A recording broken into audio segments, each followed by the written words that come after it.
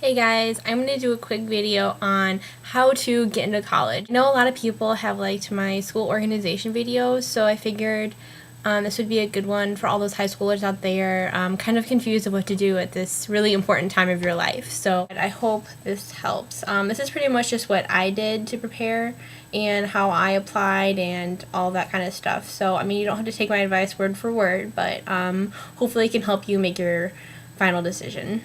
So I guess the main thing would to stay organized. Every time I visited a school, I would make a folder for that school and information about that. I made folders on my computer.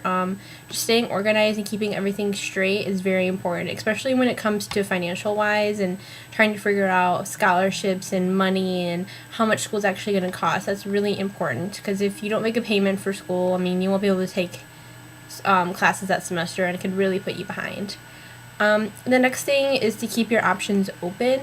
I didn't make my decision until like a couple weeks before, I had to actually make my decision of what school I was going to.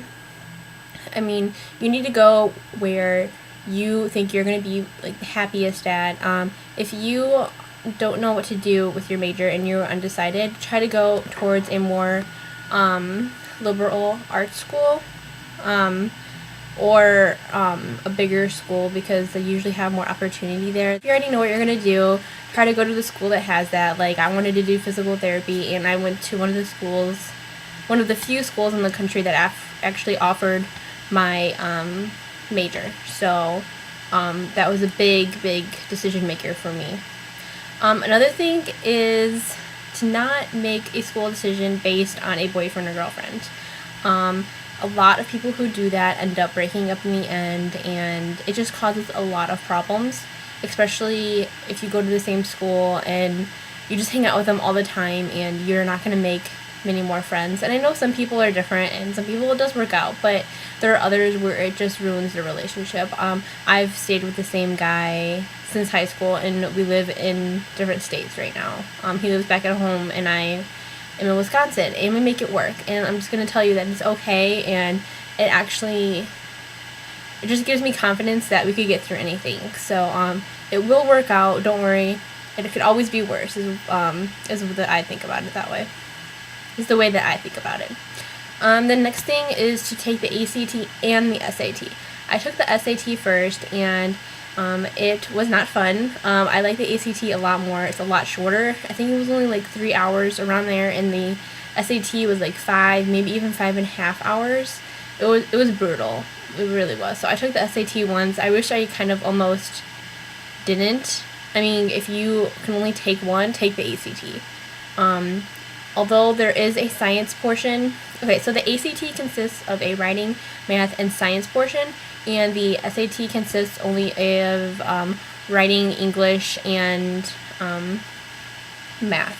The science portion wasn't as bad as people think it is. It's not like asking you questions that you have to like have memorized. It's more of like graphs and interpreting the graphs and charts and stuff like that. So if you're definitely going like medical or science kind of related, I think the ACT would be better to take. So I got an ACT and SAT book from Barnes & Noble and studied for both of them, and I took practice tests. I didn't like intensely read the books though. I kind of just like skimmed them and took a few practice tests. I'm not the best test taker in the world, so if you're not, I would suggest getting the books and reading them. And if not, there's always online practice exams and everything that you can take.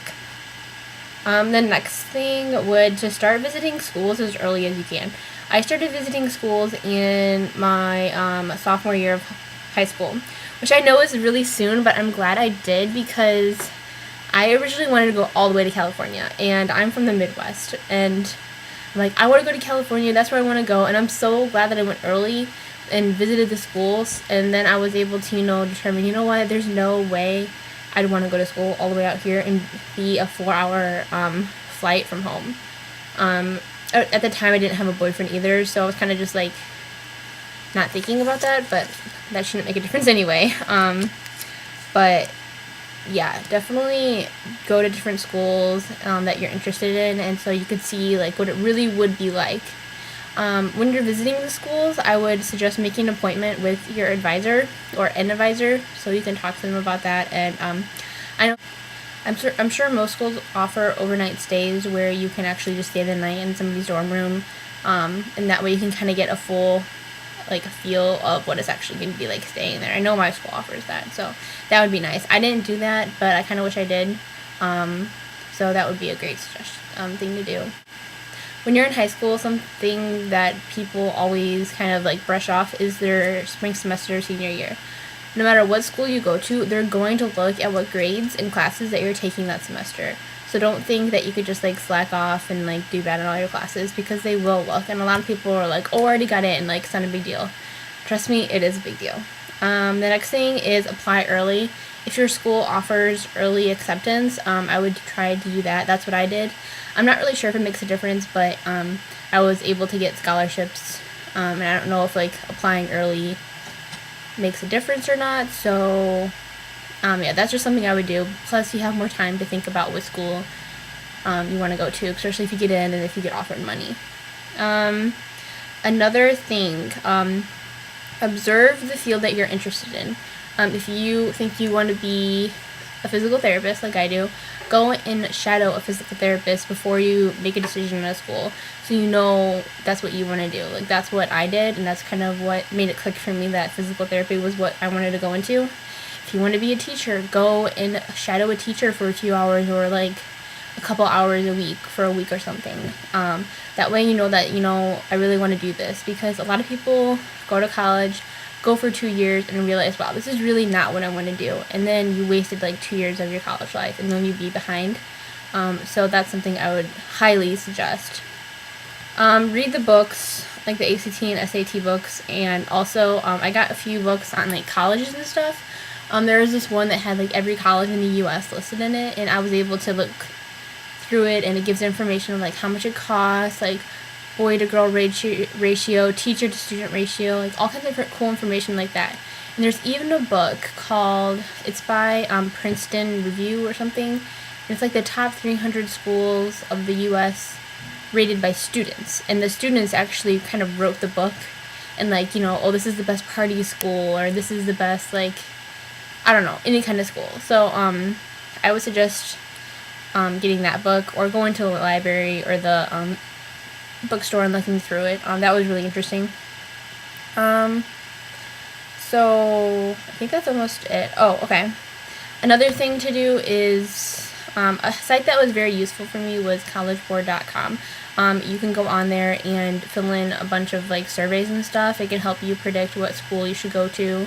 I mean, the survey takes like 20 minutes, maybe like a half hour, but it really limits to like what you want, like what area you want to be in, what field you want to be in, how much you're willing to pay, like all kinds of stuff, like activities they have there, clubs they have offered, housing, and all that kind of stuff. So I would suggest doing that. Again, it's collegeboard.com. I'll link it in the bottom bar. My last piece of advice is to apply for all the scholarships you can. If you have a bunch of scholarships offered at your high school, I would try to apply for all of them that you're eligible for. You never know. Every little bit counts, especially for college, because it's pretty expensive. So I would suggest taking advantage of those scholarship opportunities. So yeah, if you guys have any questions or any more video requests, let me know, please. And I will talk to you guys later. Bye.